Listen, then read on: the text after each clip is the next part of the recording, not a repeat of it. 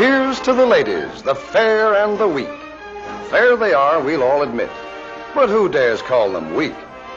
Our modern girls play as hard and with as much vitality and stamina as any man.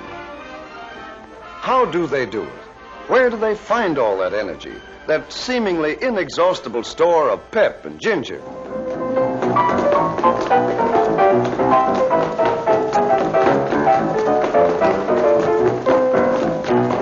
What is that whipcord resilience that lets the weaker sex play half the night, then bob up clear-eyed, ready for the next morning's work? This frail creature strikes her typewriter keys about 40,000 times a day, spaces 7,000 times, shifts to capitals and returns the carriage more than 1,000 times each. Altogether, a few ounces at a time, she exerts more than 5 tons of pressure on her dainty fingertips in one day's work. And any way you look at it, women's work is not for sissies.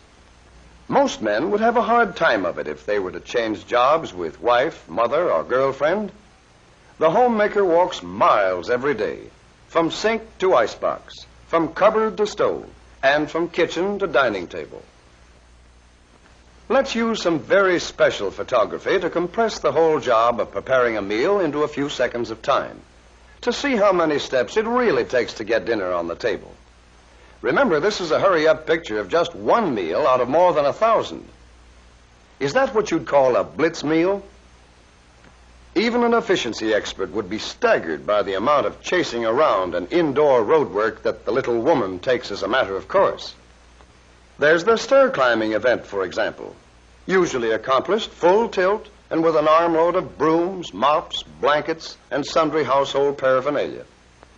Here's another hurry-up picture of the clinging vine whizzing through a day's program that would leave the average mountaineer gasping for breath. Each trip upstairs is the equivalent of lifting her own weight 12 feet. And at the rate of 20 trips a day, that's lifting about 12 tons of weight. Who said weaker sex? Ironing is another kind of work that's a lot of little jobs all rolled into one. Just to iron one of hubby's shirts, for instance, the iron may have to be lifted 20 or 30 times. And since a flat iron weighs about as much as a brick, a day's ironing actually uses just about as much muscle as bricklaying. Flattening a towel or wielding a trowel, even Stephen. Had your iron today, lady?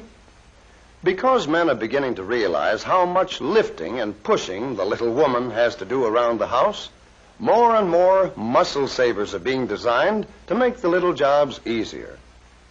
It's one thing to make 6,000 separate scrubbing motions over a tub of clothes, and quite another to push a button that does all the work. Here's another example of sheer brute force.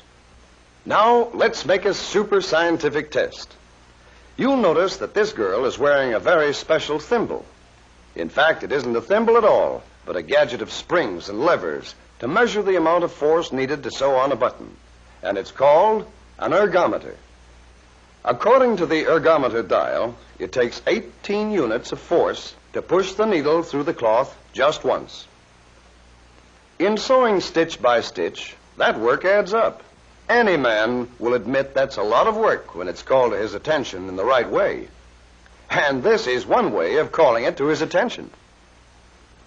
This hurry-up picture shows that a stitch in time doesn't always save 9. And anyway, who wants to save 9 stitches when a machine can do all the work? A sewing machine is really an amazing invention, especially when you stop to think that a man invented it. Yet it's simple when you know how it works. We'll slow this one down so that for the first time on a theater screen, we can all see exactly what goes on inside a sewing machine. Well, there's the needle with a little loop of thread running through the eye. That's the eye right there close to the point. The needle carries the thread down through the cloth. At the same time, underneath the cloth, another little loop of thread is being carried in a moving carriage called a shuttle. The shuttle moves past the needle. The loops of thread cross each other and form a smooth stitch. And so, that's the way a sewing machine takes the place of a lot of needless needle nudging and keeps everyone in stitches. Amazing! Think of all the energy that our charming millions spend in keeping beautiful. And if science is so darn wonderful, why doesn't some genius build a contraption like this?